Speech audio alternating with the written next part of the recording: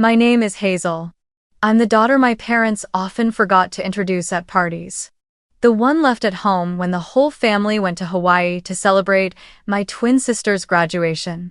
They called it efficient planning. But I called it what it truly was, a reflection of my place in this family, not the chosen one, but the one kept around like a shadow. Harper and I were born just 8 minutes apart. Mom loved to retell the story of how Harper came out first, rosy, healthy, and strong, while I, Hazel, was smaller, quieter, and hard to raise. Every time she told it, it felt less like a birth story and more like a metaphor for everything that followed. Harper was the sun of our home, and I was the unnoticed shadow that trailed behind her. When we were little, Harper was the darling everyone wanted to cuddle. She had golden hair, bright blue eyes. I had dark brown hair, deep quiet eyes. I still remember our 6th birthday. Harper had a 3-tiered mermaid cake and gifts piled up in one corner of the living room. I got 2 toys, both of which used to be hers. She doesn't play with them anymore, so Hazel can have them, Mom said with a smile. Every toy Harper got bored of, every dress she outgrew, became a gift for me. On special occasions, Harper always got new dresses, new shoes, while I got the usual line. It's still perfectly fine, why buy more? Harper looked great in it. I couldn't understand how 2 children born on the same day, from the same blood, could be loved in such vastly different ways. As we got older, the contrast only deepened. Harper joined the cheer squad and was adored by the whole school. I buried myself in books and academic clubs. Every time Harper won something, even just best dressed of the week, our parents celebrated. But when I won first place in the state speech competition, Mom only said, "That's good, just don't act like you're better than everyone else." I learned how to swallow my hurt and smile through my invisibility. But nothing stung more than that one night. I remember it clearly. It was a winter night. Harper was sound asleep, but I couldn't stop tossing and turning because I had my scholarship interview the next morning. I went downstairs to get some water, and I overheard my parents talking in the living room. The door was slightly ajar. I hadn't meant to eavesdrop, but I froze when I heard Mom say, "I just don't see why we have to keep pretending with Hazel. We never planned for 2 kids. Harper was enough. Hazel, she's just like a shadow." Dad didn't protest. He just sighed and nodded, saying Hazel always makes such a big deal out of everything. They didn't know I was standing right on the other side of the wall, hands trembling not from the cold outside, but from the cold that crept into my bones, the kind that comes when your heart breaks in silence. I didn't cry that night. I just went back to bed, looked at Harper sleeping like a princess, and understood something clearly for the first time. I didn't need to keep trying. I didn't need to bend myself into shapes to please them, or chase compliments and approval they were never going to give. I couldn't make them love me the way they loved Harper. But I could do something else. I could love myself. And I could find my own way out of that house as soon as possible. The only way I knew how was to excel, to get into college, win scholarships, and create my own options. Because I knew if I stayed, I would always just be a shadow. And I wasn't born to live in someone else's darkness, even if that someone shares my face. Since that winter night, I started living as an outsider in my own family. No noise, no complaints, no expectations. Just school, study after study after study. School became the only place where I felt seen and treated fairly, a place where effort was measured by results, not by looks or favoritism. I ranked top of nearly every class, from math to literature. I won awards in state-level science competitions, and I was the only student invited to the summer honors program at Baylor University. Every time I won something, I brought the certificate home and placed it on the dinner table, holding on to the faint hope that maybe my parents would ask, smile, say something kind. But most of the time, they glanced at it like I had left a grocery store flyer on the table. They never came to any of the ceremonies because Harper has a choir performance that day, or simply because Mom needs to bake for Harper's party. Meanwhile, Harper, still their little angel, maintained average grades, but was praised endlessly every time she tied her hair neatly or wore a floral dress to school. "She's got such a great fashion sense," Mom would say, then glance at me like I was the failed version of Harper. Even when Harper won brightest smile from the student council, the whole family went out to celebrate at a fancy Italian restaurant. As for me, I was never taken out after any of my academic achievements. Harper not only lacked gratitude, she started getting jealous. Maybe because as we got older, people around us began to notice that the gap between us wasn't just 8 minutes of biology, it was an entire emotional world. Once, Harper told Mom directly, "I think the teachers are biased toward Hazel. They just like those nerdy kids who make them look good." And instead of defending me, Mom nodded and said, "I'll schedule a meeting with the principal." A few days later, I was called into the principal's office for an unexpected conference. My parents sat across from my biology teacher and the principal. They claimed that I was making Harper feel overshadowed and hinted at possible favoritism from the teachers. My biology teacher, a strict but fair woman, laid out grade sheets, attendance logs, essays, and exam scores. "There is no bias," she said firmly. "Hazel simply performs better. Every teacher in this school can confirm that." The principal added, "This school values fairness. Here, effort is acknowledged." My parents fell silent, clearly taken aback. But after we left the office, instead of apologizing, Mom looked at me coldly and said, "You really know how to humiliate people, don't you?" That sentence cut like a blade. I wasn't praised for working hard. I was blamed for daring to shine when Harper couldn't. After that, I stopped bringing my certificates home. I kept them in a box under my bed, as if I were hiding a part of who I really was. I started spending more time in the library, staying after school for career sessions, researching scholarships and college applications.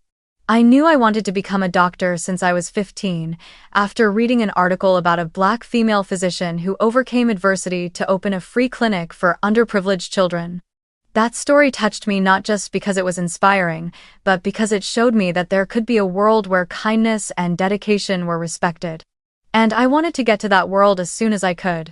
To save for my future, I took a part-time job at a small cafe near school. Every afternoon after class, I'd bike there to make coffee, clean tables, and sometimes do homework during breaks. The manager there, Miss Maribel, was the first person who ever asked me, "Hazel, are you okay?" No one at home had ever asked me that. Miss Maribel didn't need to know what was going on in my life. But every time I went quiet, she'd bring me a hot mocha and let me sit quietly in the corner, journaling or studying. She didn't say much, but her eyes made me feel like I wasn't invisible. The older I got, the more I realized that family isn't always a safe place. Sometimes, it's the place that makes you feel the smallest. But it was in those very moments that I learned the most valuable lesson. I could rebuild my own definition of home. I didn't need permission. I didn't need applause. As long as I believed I had worth, no one could take that away from me, no matter if they shared my last name or not. And from that point on, I made a promise to myself. One day, I would walk out of that house and into a life I chose, not the one I was assigned. High school graduation came like a milestone I both longed for and quietly feared. I couldn't sleep the night before. Not because I was nervous about my speech, but because a small, foolish part of me still hoped just maybe that this time would be different. That maybe, just once, my parents would look at me like I was really their daughter, beam with pride, and tell people, "She's the valedictorian." But I should have known better. Disappointment had never been in short supply in that house. That morning, I biked myself to school on an old bicycle. Harper got a ride from Dad. I wore a simple white dress, pressed the night before with a handheld iron. Harper wore a lavender designer dress, probably picked out by Mom, and had her hair curled professionally at a salon. When I walked into the auditorium, all eyes turned toward Harper. But I didn't care. Today was my day, or at least, I wanted to believe it was. The ceremony took place in a large hall filled with students, parents, and teachers. When my name was called as this year's valedictorian, I walked up to the stage to a wave of applause. I glanced around and saw some teachers nodding proudly, classmates smiling. I looked down at the audience, where my parents were seated and their faces were blank. No reaction. Mom was busy adjusting the strap on Harper's dress. Dad was looking at his phone. I took a deep breath and began my speech. I talked about sleepless nights, about failure, and the moments when I wanted to give up. I spoke about finding strength in silence, in the feeling of not being believed in, and how I turned that into motivation. I didn't speak about my family directly, but every word was meant for anyone who'd ever felt like an outsider in their own home. When I finished, the hall erupted in applause. But my parents didn't stand. As I stepped down from the stage, Mom simply whispered, "Harper looks so radiant today. That soft curl really suits her." I nodded and gave a polite smile. There was nothing left to say. That evening, after the ceremony, while my friends were taken out to celebrate, hugged by their parents, showered with flowers, I rode my bike home. Harper posted photos on Instagram and tagged my parents, my biggest supporters. I entered the house through the back door to avoid hearing laughter from the living room. I sat alone in the kitchen, my folded graduation gown on the table, and started working on the assignment for my morning shift at the cafe. The next morning at breakfast, my parents called both me and Harper down to the living room. Mom was beaming, holding a large envelope in her hand. "To celebrate your graduation, we've decided to give you a trip to Hawaii." For a brief moment, I was stunned. A flicker of hope sparked inside me until Mom opened the envelope and added, "There are only 3 tickets, for Dad, me, and Harper. You understand, Hazel, someone needs to watch the house. And you've got your cafe job, too." Everything collapsed in an instant. I sat there in silence, listening to Harper squeal with excitement while Mom listed the Hawaii activities. Swimming with dolphins, helicopter rides over volcanoes, a 5-star beach resort. Dad turned to me, patting my shoulder in a half-hearted attempt at comfort. "You're the one who knows how to sacrifice, Hazel. We trust you understand." I nodded, even as my eyes began to sting. I didn't scream. I didn't lash out. I just clenched my fists under the table, nails digging into my palms, forcing my face to stay still. On the day they left for the airport, I was the one who drove them. Harper sat in the backseat giggling, reading hotel confirmations on her phone. Mom reminded me to turn off the air conditioning when no one's home and to close the windows if it rains. I dropped them off at the terminal, watched them pull their suitcases away, then turned the car around without looking back. That night, I sat alone in the empty kitchen, drinking milk from a paper cup, thinking about my graduation speech. About the promise I made to step into a life I chose. And I knew that life would not include the people who had just boarded a plane as if I were the help, not their daughter. I continued working regularly while they were away in Hawaii. I picked up extra shifts, took on cleaning duties to save more money. I smiled at customers, greeted people like nothing had happened. But every time I returned to the quiet house, I felt like a ghost sharing space with memories. No one called, no one texted to ask if I was eating or sleeping well. Not a single congratulation. It was as if I hadn't graduated. As if I had never existed. But in that silence, another voice began to rise within me, a reminder that said, "They didn't choose you, but you can choose yourself." And I realized that Hawaii trip wasn't a reward. It was the final proof of their choice. And from here, I would begin my own. I don't remember exactly what made me visit my grandparents that afternoon. Maybe it was the overwhelming emptiness in the house I'd lived in for 18 years, or maybe some raw instinct pushing me towards something more real. I just remember standing in front of the little house tucked away in a quiet neighborhood in South Dallas, holding a paper bag of bread from the cafe, heart pounding as if I feared they'd turn me away. My maternal grandparents lived there, in a faded tile-roofed house with a porch full of lavender and wild daisies bathed in the golden light of late afternoon. It had been over 8 years since I'd last seen them. Mom always said they were tacky, backward, not fit to represent a successful family. And just like that, because of her cheap pride, a blood connection had been severed. I knocked 3 times, heart churning. The door opened, and there stood a silver-haired woman, eyes wide with disbelief, hands trembling as she let go of a half-fastened apron. "Hazel, is that you?" she whispered. For a moment, time folded in on itself.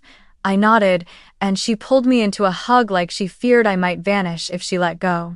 Grandpa came out from the kitchen, still holding an open book, eyes wide. My goodness, Hazel, you've grown so much. They both looked older than I remembered, more fragile than I expected, but their smiles were exactly as I recalled from hazy childhood memories, the ones from holidays when I was allowed to visit the countryside. We sat in the living room, sipping peppermint tea and nibbling on homemade cookies. They didn't ask why I came, and they didn't mention my mother somehow. The three of us understood that there are wounds you don't need to name. I simply said that Harper went to Hawaii while I stayed home to watch the house and go to work. Grandma gently squeezed my hand, her eyes misting over. You don't deserve this. I've known that for a long time, sweetheart, but we couldn't do anything when your mother wouldn't let us. I looked at her, surprised. You knew all of it. Grandpa nodded. We knew. From the graduation invites that never reached us, the phone calls that went unanswered, the social media posts full of Harper's pictures while you vanished like you didn't exist. We've been watching you from afar, Hazel, and it broke our hearts. I don't remember when I started crying, but my tears weren't out of anger. They came because, for the first time in years, I felt truly seen without conditions, without comparisons, without having to prove I mattered. We sat together into the evening. Grandma told me Grandpa had invested in a small local grocery chain over 20 years ago and it had become surprisingly successful. But they chose to live simply, without flash or attention. My mother knew this but looked down on them because being rich without flaunting it means you have no status. I found it almost funny, not because of how ridiculous she was, but because of the irony. I had been chasing love, and I found it in the very place my mother had discarded without a second thought. The next day, they took me for a walk around the neighborhood, pointing out a garden plot they owned next door. Then, without warning, they led me to a small garage behind the house. Grandpa opened the door, and I froze. In front of me stood a pearl-white Tesla, gleaming in the sunlight. My eyes widened, stunned, before Grandpa quietly said, "A graduation gift. Not for the car's value, but because we want that little girl Hazel to know. You are worthy of being cherished." I had never dreamed of owning a car like that, never even expected a gift of any kind. But what made me cry wasn't the car, it was those words. Simple, honest, and without any strings attached. That afternoon, we sat in the living room again. Grandpa opened his laptop and asked, "You got into med school, didn't you?" I nodded, voice trembling. "With a full scholarship." He smiled, beaming with pride. "Even so, housing, books, living costs, it can be a heavy burden. We've set up a small fund. It's enough to cover you for the next 4 years, so you won't have to worry about anything." I went silent. Every word they said seemed to seep into the cracks of my heart, healing the places long shattered by rejection. "But why?" I asked. "Because we stayed silent for too long. And love needs action," Grandma said. "Because you are our granddaughter. And because no child should ever grow up thinking they're not enough, just because the adults around them refuse to see them." I stayed with them for 3 days. Those 3 days were the most peaceful I've ever known. No comparisons, no pressure, no words sharp as thorns.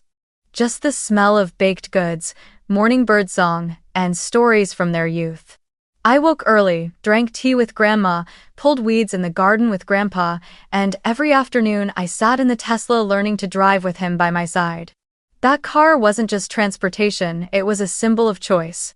For the first time in my life, I felt like I was the one who had been chosen. When I was about to leave and return to my parents' house, Grandpa held my hand tightly.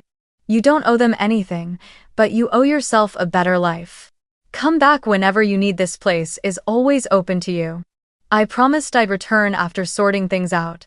But deep down, I knew that Hawaii trip, the one they excluded me from, had marked a turning point that couldn't be undone. Because once you've known what real love feels like, you can never go back to being a shadow in a house without light. And this time, I would be the one choosing to step out of my old life and into the path I truly deserve. I returned home on a scorching June afternoon, the sun still high and harsh, casting sharp light across the brick path leading to the front door. I parked the new Tesla neatly in the driveway, stepped out, and stood there for a long moment, just looking at it. The car gleamed, reflecting the blue sky and the swaying tree branches above. It wasn't a statement, it wasn't a tool for showing off. It was living proof of one simple truth: I was no longer invisible.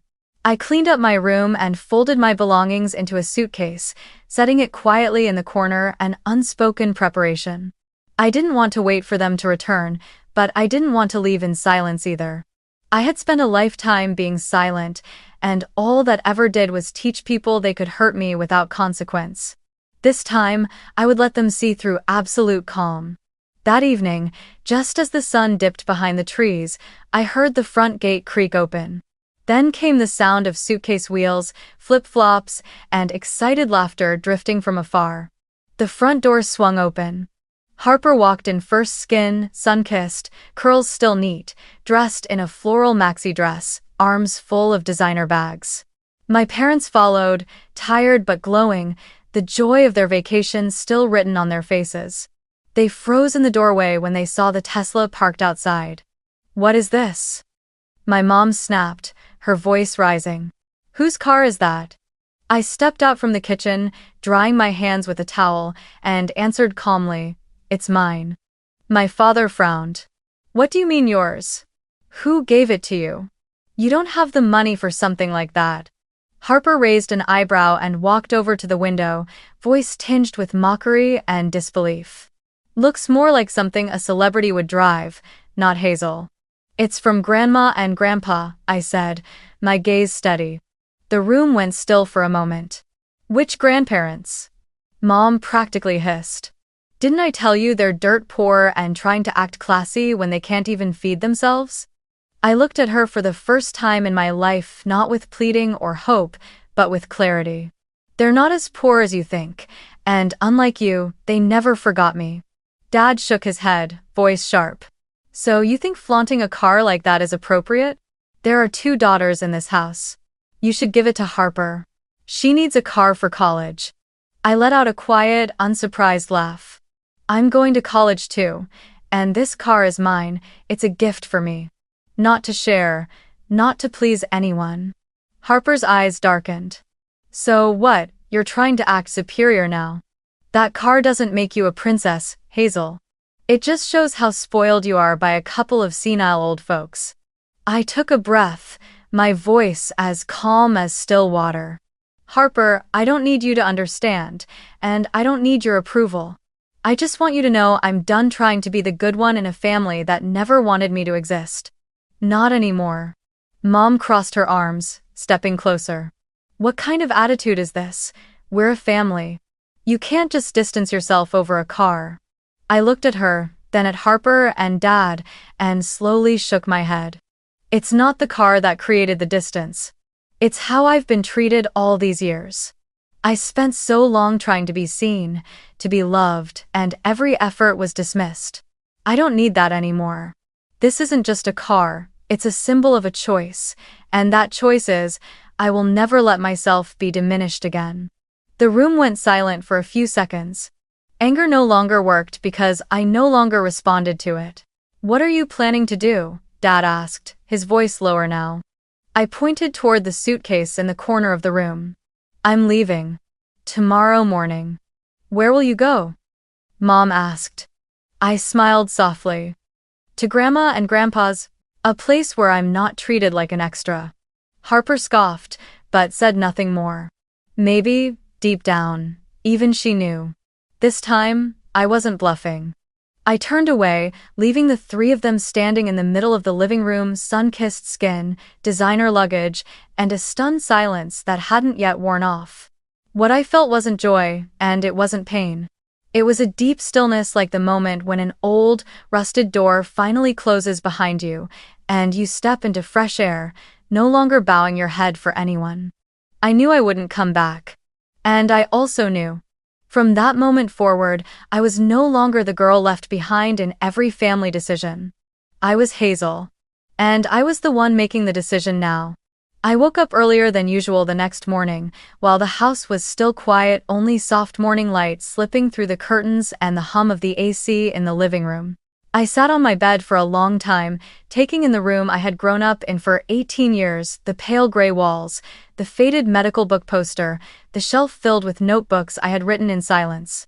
Every object held a memory, not warm ones, but quiet testaments to the years I had existed, like a shadow in a house where I learned to stay silent so I wouldn't cause trouble, or make Harper feel inadequate, or ruin the atmosphere.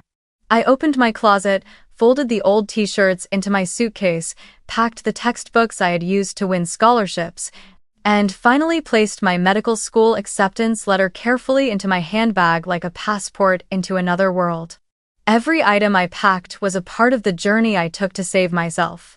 And now, they were coming with me to a place where I was chosen, not merely tolerated.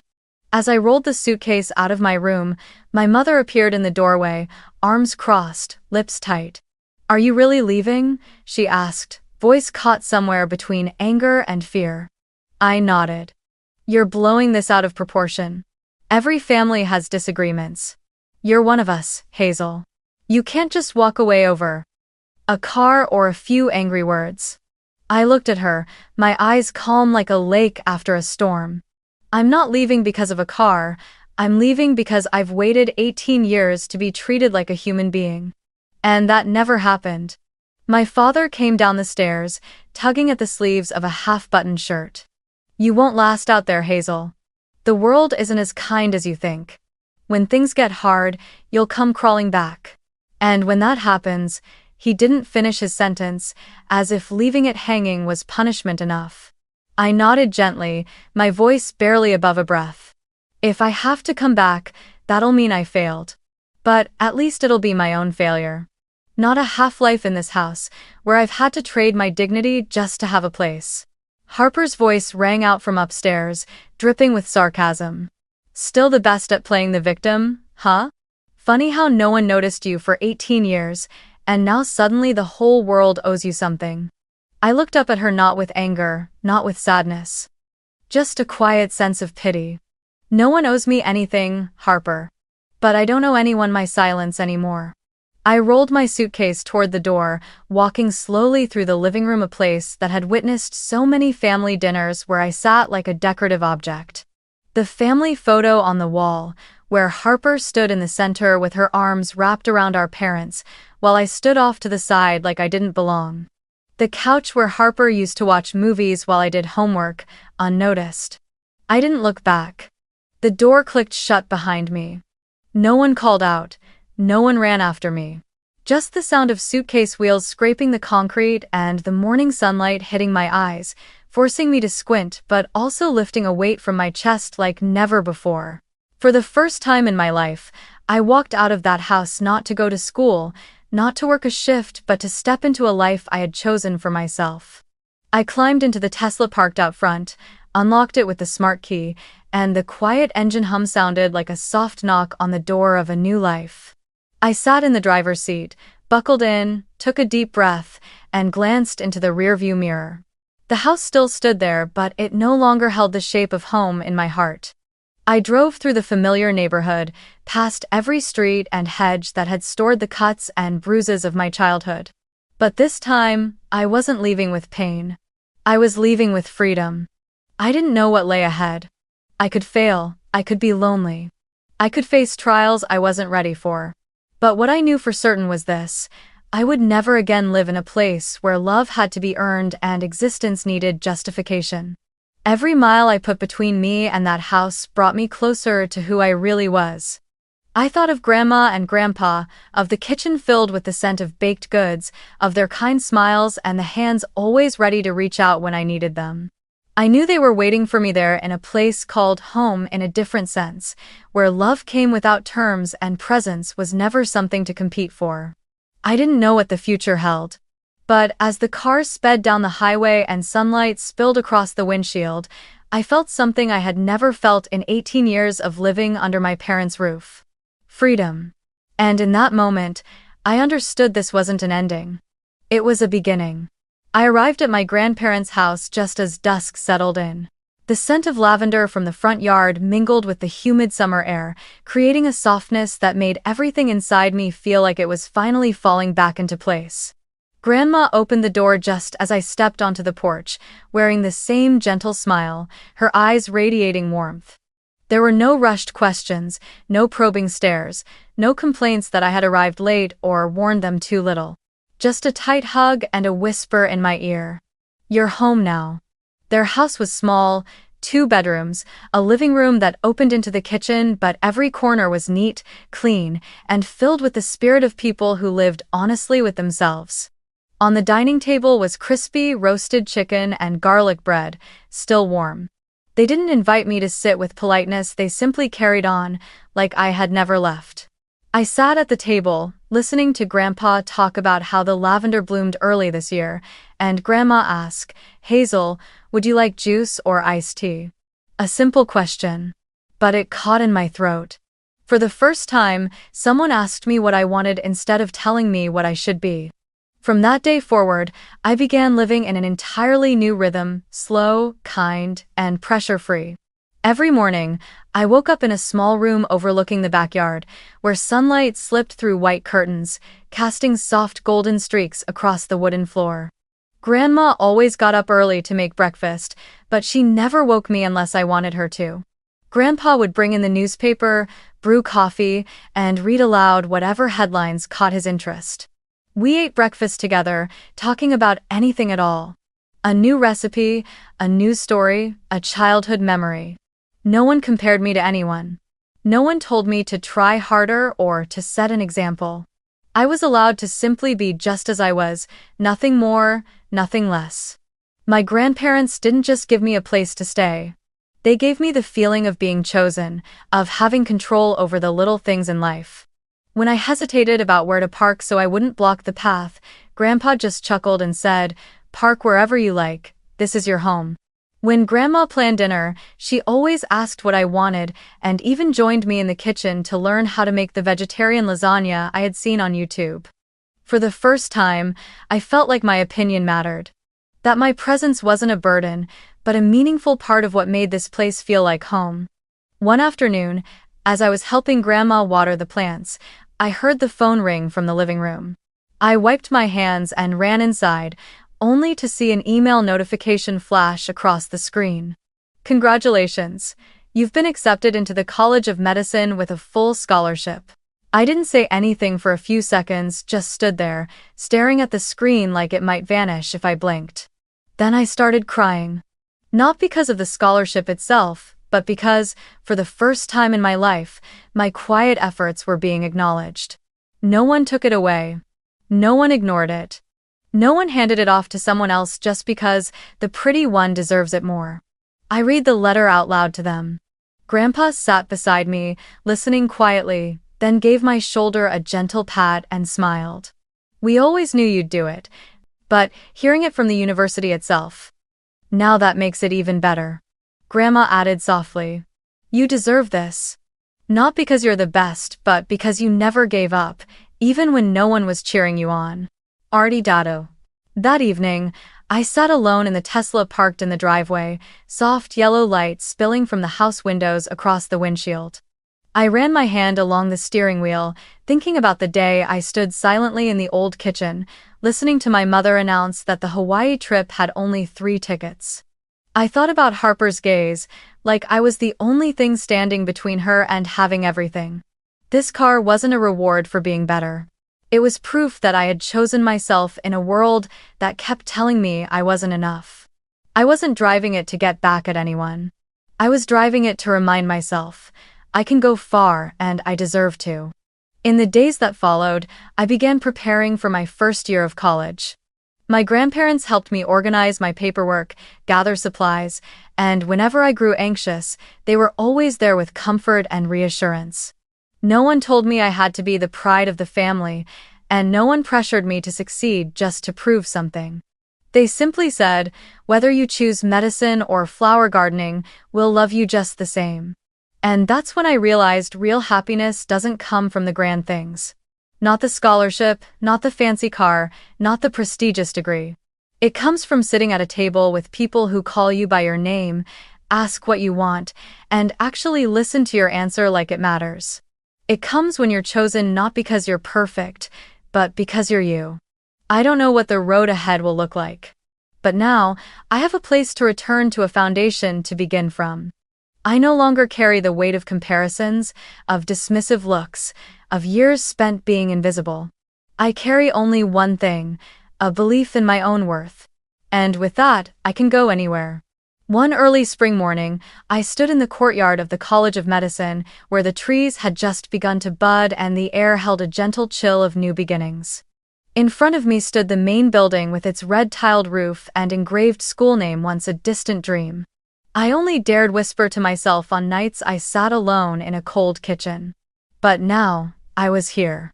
Not as a lucky guest, not as someone handpicked out of pity or favoritism, but as someone who carved her own path, who walked through years of being overlooked and dismissed, and showed up fully in her own life.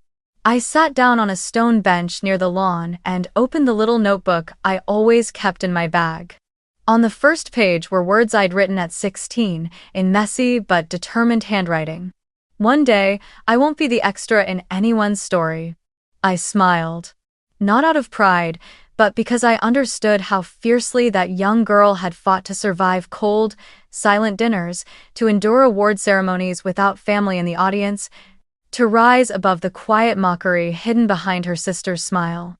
And now, I wanted to hold her and say, we made it. Even if no one walked beside us at the start, we didn't give up. I remembered all the times Harper was praised just for smiling in pictures, while I was told not to make a fuss even when I topped the class. I remembered the night I heard my mother say I was the extra, and the morning I biked to school without anyone asking if I needed a ride. I remembered the embrace from my grandmother the first time I returned after years of being banned, and the look in my grandfather's eyes when he handed me the keys to the Tesla, not as a material gift, but as a milestone. From this point forward, you will steer your own life. I no longer feel anger toward my parents. I no longer resent Harper. Because I've come to understand some people simply can't give what they were never taught to offer. And that's no longer a reason for me to keep sacrificing myself. I've stopped waiting for apologies. I've stopped seeking approval. I don't need to become someone in order to be loved. I just need to be myself.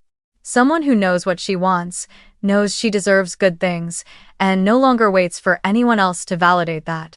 I stood up, walked along the red brick corridor where students laughed and talked around me. Some were calling home, some were celebrating acceptance into residency programs, some were planning lunch after class. I didn't feel out of place among them anymore. Because for the first time in my life, I no longer asked myself whether I belonged. I knew I did. I was enough, good enough, strong enough, steady enough not to lose myself, even after being rejected by the very people who were supposed to love me.